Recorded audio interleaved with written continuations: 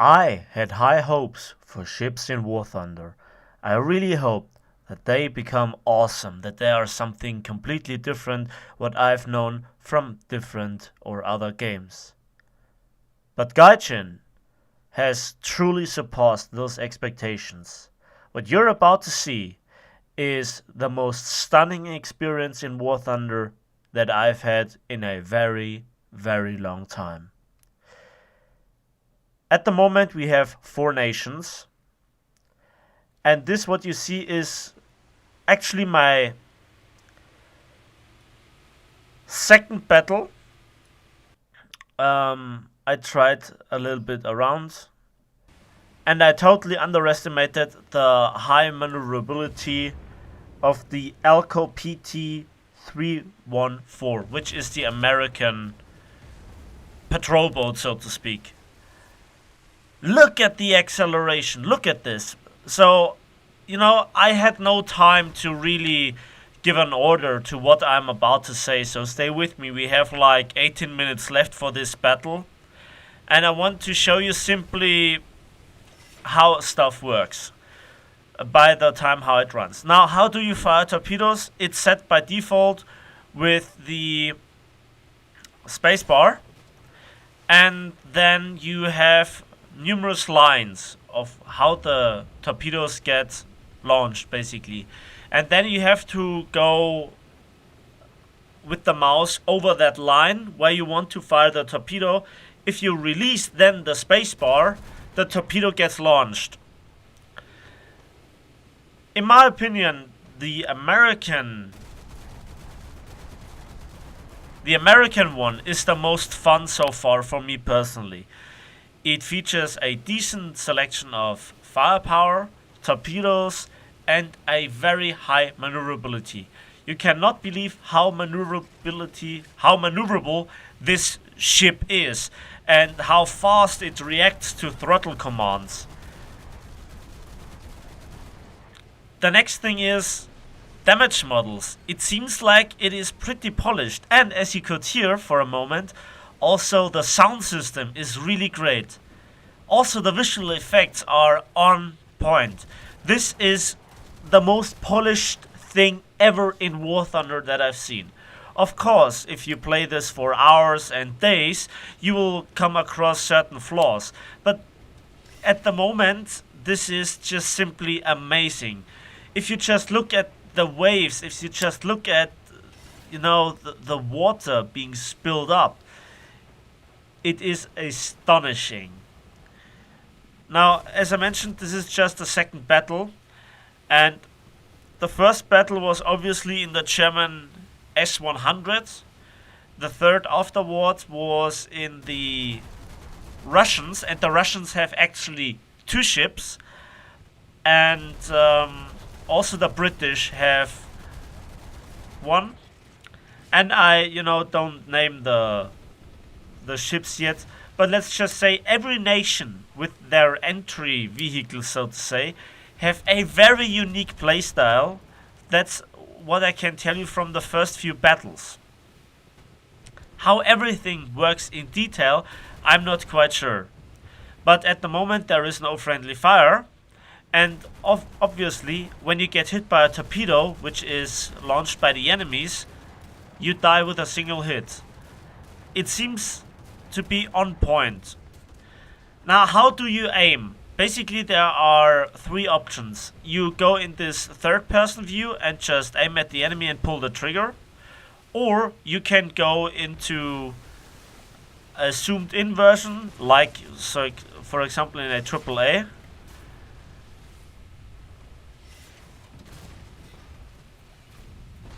And just hammer it down. And yes, I just nailed an enemy PT-314 with a torpedo.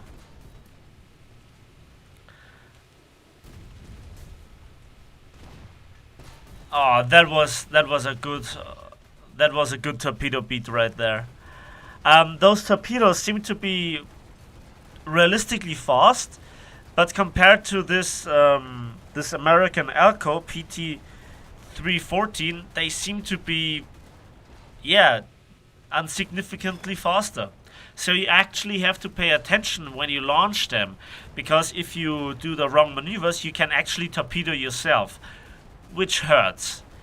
Another feature is when you look at the hit cam, it got recently updated with patch 1.63, and I thought it would be an update for tanks, but it literally is for ships. With the high rate of fire of those ships, you need to also correct your aim, okay, and then give adjustments to it to hit a compartment of your target that is not emptied.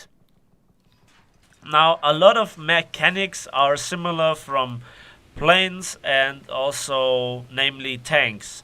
The damage model seems to be very much on point with tanks. How it works with the kill cam, the ammunition seems to work realistically, and the graphics are just stunning. Now I made myself numerous notices and I tried to go through it. Now at the moment we have no crew system. We also have no upgrades. This all will come into further stages of the test. I had no idea that it will come into the game today. How can you access it? Simply you have to purchase yourself a bundle and then you can download it. Just simply then go on under the event and go on it, and then it asks you if you want to download it once you purchased something. And then it will close the game and will download the necessary files. And I have to say, also the sound system, everything seems just so on point. One worry that I had was like, okay, yeah, but what about planes? Will they be overpowered? Well, in this segment with the rather slow speed planes, you can swat them out of the sky. You have so much shooting. Obviously, I here have modulated it for armor piercing purposes. As you can see, it's API shells for the big cannon, and so they don't do the same damage as HE shells would do against aircraft. And also because of the sheer volume of fire, it is very dangerous for aircraft to approach you, as this SC-2 just felt. Now I tried to pre-launch the torpedoes here. The map is called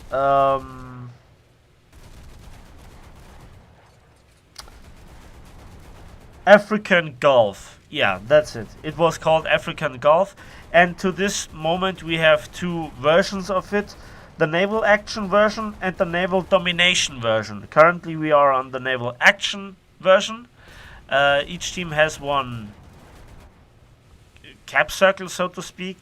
In domination, it is that you actually have to conquer numerous ones, like in the break mode, so to speak, if I remember correctly. Please forgive me, I have not played too many battles. Also, after this experience that I had and after the impressions, I had to just lay down and reflect a little bit. I was literally exhausted. Sadly we have no kill cam, so the final damage input gets not shown, but you know, you will die by the enemy actually killing all your crew or blowing up your engine, or you know, by burning you down basically when you get set on fire for the third time. It seems like the fires get automatically extinguished. Now I have to experiment a little bit around with the damage models and which guns how to lead. The major target should be, when you have a ship with different calibers, that you firstly try to hit the the ship itself on the waterline or a little bit above with the big guns, and once they are reloading, for example on the Soviet ones, try to mow down the crew on the guns. It will take a while until they rearm or get back into gunner's position, and yeah, then it will practically begin again.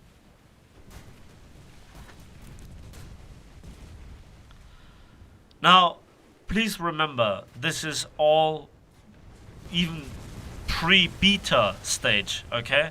This is pre-beta stage, but for what I see, it's fantastic. Now, this map indicates, you know, that the maps are artificially designed, obviously, but the size tells us that aircraft, which I fly now, are also pretty useful. And I have to say that for aircraft, they are really not that overpowered. In fact, you know, it bothers me a little bit. If somebody in a PT boat or the German S-100, which is fantastic by the way, pays any attention to you, he has so much firepower, he will swat you out of the sky from over a kilometer away. The fire density is just brutal. It's like multiple whirlwinds, for example.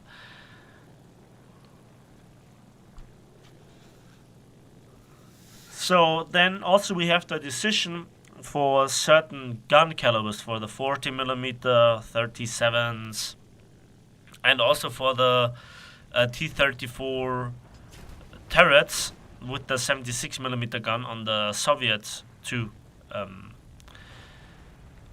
Soviet ships. You have to decide if you want to use AP or HE. And I have to tell you, the hit cam on the Soviet 76mm was just astonishing, seeing like how it enters the tank and fragments out, like with the kill cam on. Look at this, look at this. This is just...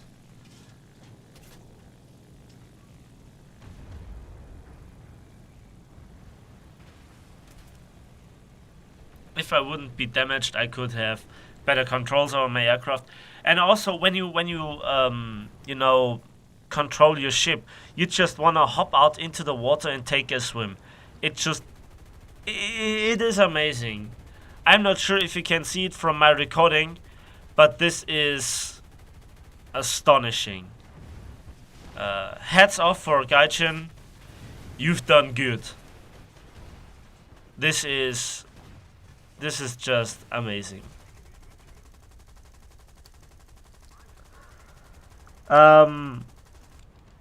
Now let's just characterize the ships.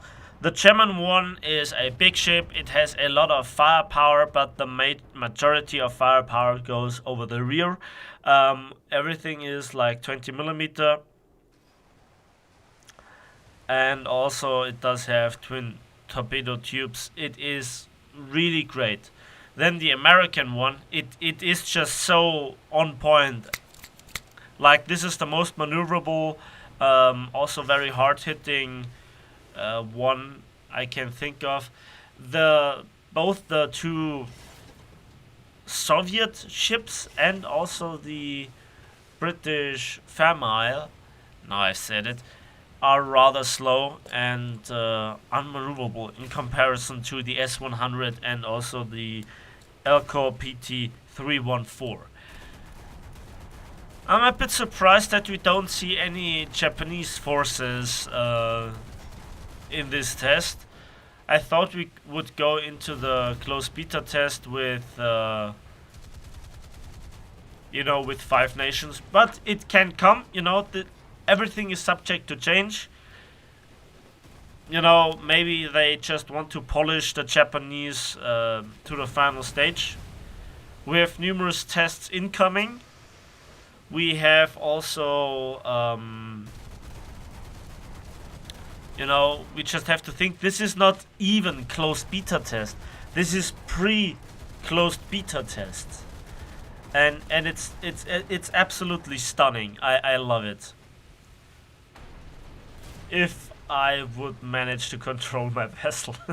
But you can see, look at the water, look at it is so good looking. It's really, really polished. I expected it to wobble around like on 1st of April, and indeed the heavier Soviet ones, especially with the T-34 turrets, they wobble around, especially when they ram something. It takes a while to take them under control.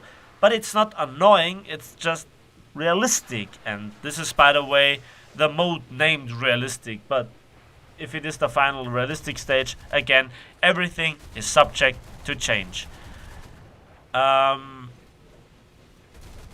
Yeah, to be honest, I could not have wished for more. You know, they show us a completely new map that seems to be balanced. It seems to be rather fast paced. You can engage and disengage the enemy really quickly. You actually have to think about how to engage the enemy. Angling of the ships work a little bit, but it's more like that your front section gets damaged at all, but it still gets penetrated. By the way, those are the repair sounds. I'm not sure why. Should be the fire extinguishing, but again, everything is subject to change.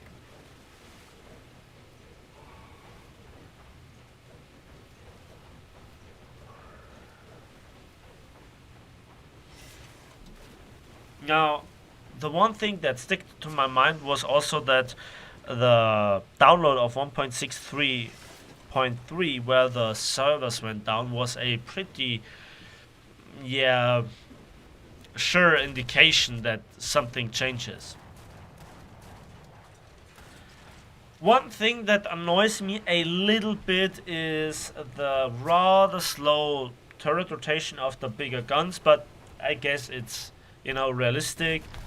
Um, it's not really neck breaking, it's just, not my personal preference. Also, that the guns stick up. It seems like the area where they don't go in order to not shoot at a friendly crew member or shoot through a friendly crew member are rather big, so you actually have to go in a certain sideways direction to bring all guns to bear. And even then, it's not guaranteed.